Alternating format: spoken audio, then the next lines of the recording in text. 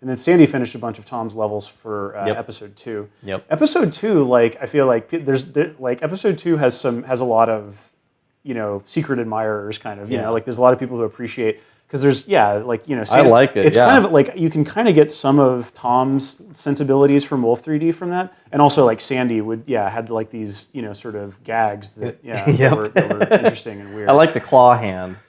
Oh yeah. There was supposed to be a claw hand with a booger on the end. Yeah. One of the. Oh, okay. All right. Yeah. Yep. Yeah. This is the first demo, right? This was the demo. First demo that comes up. Yep. Yeah, and this was in the shareware version. So this is one of my favorite levels here, and this is this one. Not because of this, although this is interesting. That is good. Yeah. Right? Like, oh, you have to go. It's like at the very beginning, you're like, this is going to be a problem. Like if I have to do this right now, holy shit, this is gonna be a problem level. Yep. And so the cool thing I like is like coming around the corner here. It's not a real tight corner. It's like I can still see here. Yeah. And then I see 2 other areas I can go to. So like 3 areas. Like I got to make a decision. Yeah. I'm scared of that. Yeah. So and all of them are different. Yeah. They're all different. There's a long Spooky hallway. Let's see what's over here. Oh, good stuff. It's a lookout. And then, I just that comes up. made that. Oh, now I need to go over here, I guess, Yeah. And if you go up this first, then you're going to investigate that later, and then you'll come back up here and not be afraid of what's inside of there, because you would have seen it already. Yeah. And that hiding the secret, that Yep. was the first time I think I hit a secret behind something like that. It's another like, it's green, it's not brown, there's the secret. Oh yeah. There. Right, but it's from the same set, so it kind of blends in. Like, the amount of subtlety is like, really important and nicely done. And all this stuff was thought of. And it's funny because it wasn't like no one ever had a meeting with anyone else about their levels. Oh yeah, right. It's just like I just made the levels and I made the next level, and like no one saw them really unless we decided that we're going to play through the whole game, because normally you're just playing your level over and over again. Yeah.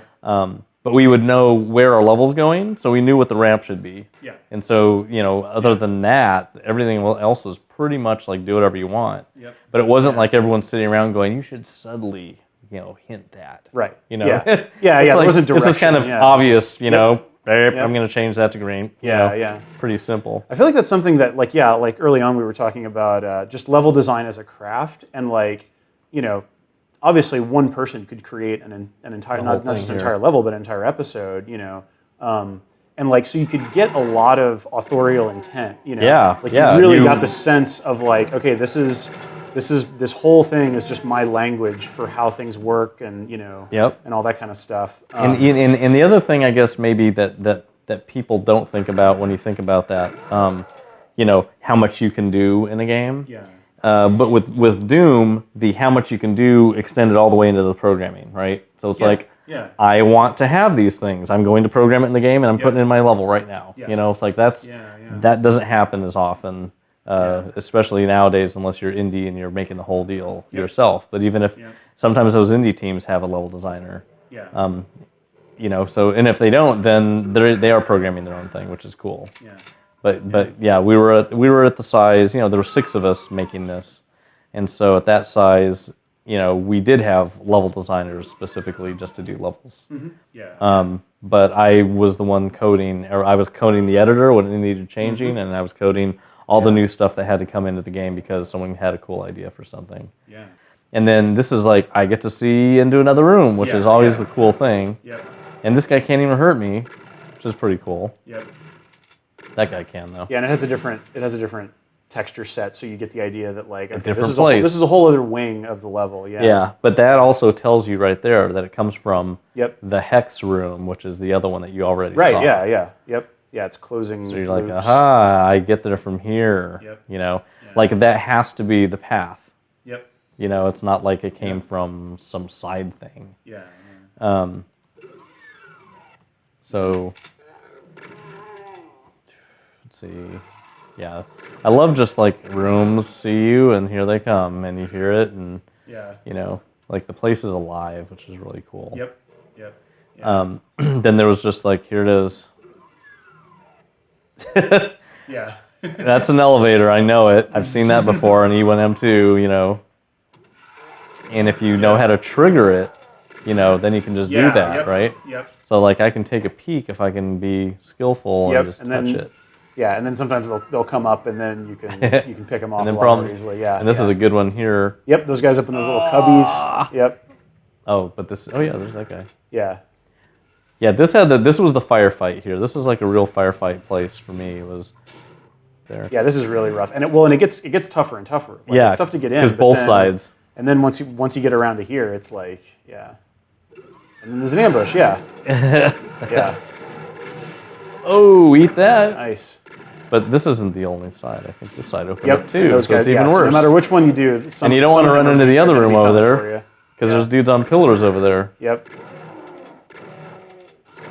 So this was probably one of the worst ambushes in the game so far. Yeah, definitely. Yeah, a little bit of health, but like, you're almost always scraping by. Yeah, yep. And it's like, oh no, another pile of dudes. The jib sound is just one of the all-time greats. You know, Bobby did such a good job on the jib sound. Yeah, this was the other like really cool. Here, and now more these guys, stuff. Oh my God, seriously? Yeah. And then this was the first time that you could ride up a platform into a room.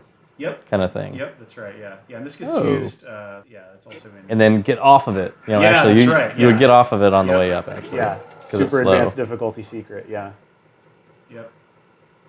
And this is on E1M5, so it's a good ramping. And then there's outside is that guy, which you can just see the top of. There it is. Yep. Yeah. Right.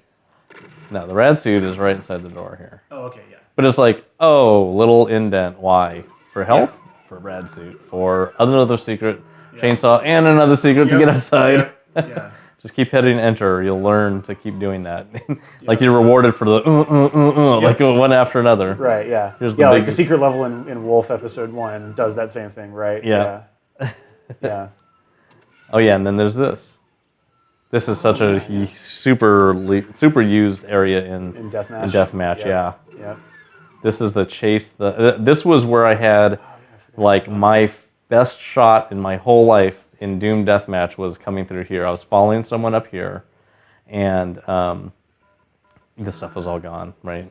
But anyway, I follow the guy, and I'm up here, and he's teleported. He's like, fizz, and I come through here, and I know where I'm up here, and I go, thump, just like that. Rocket goes out there, and he jumped down into it, because he was going to go get the armor and everything. Oh my gosh, wow, yeah. Into the room, and he goes, jibbed, and like the whole room exploded, because this was a tournament that it happened in. Oh, wow. It was so awesome. Yeah. And I was like, that's awesome. That was like, but like the fact that you could even do that was cool. Yeah. Oh yeah, here it is. It's open now. And those guys didn't get used up, you know, like they were just sitting there waiting, and they did not get activated. They're marked ambush, right? Yeah. Like, yeah. Nice. Love that. Yeah, the timing is great too. I love that, just like, and like they obey timing. Yeah. You know, and you know that they're going to take as long as you take. Yep.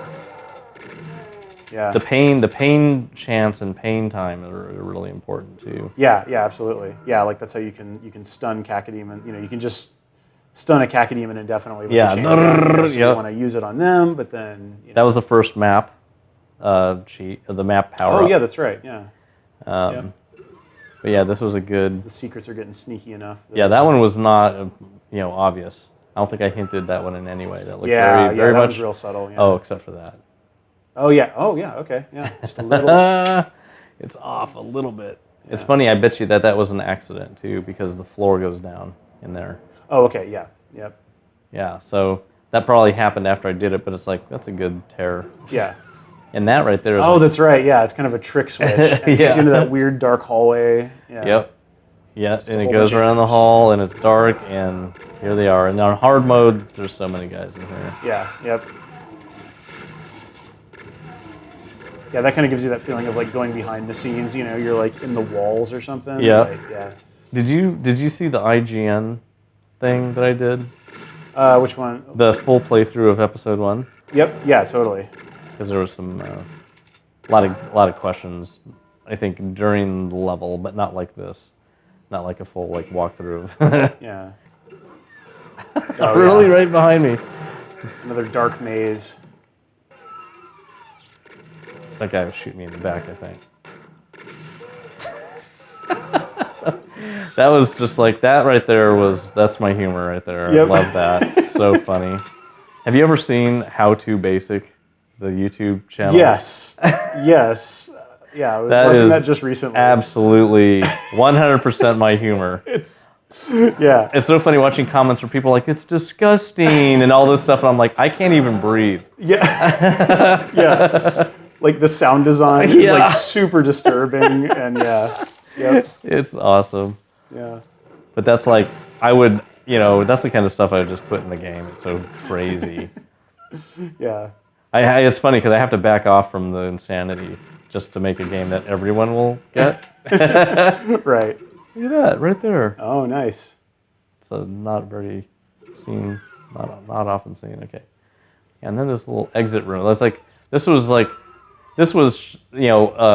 a vision of things to come that we didn't know about. The fact that like in Quake you had to do all these little things with brushes. This is a little block in space that we have to create with the two-sided lines and everything. Yeah, yeah. And in Quake it's all blocks like that. Yeah, these are all just lines, right? Yep. But these little exit things were such a hassle to make in here because it's all these little bitty two-sided lines and texture alignment and the width has to be correct and all this stuff, and it's like, totally, you just wait until Quake. Your whole world.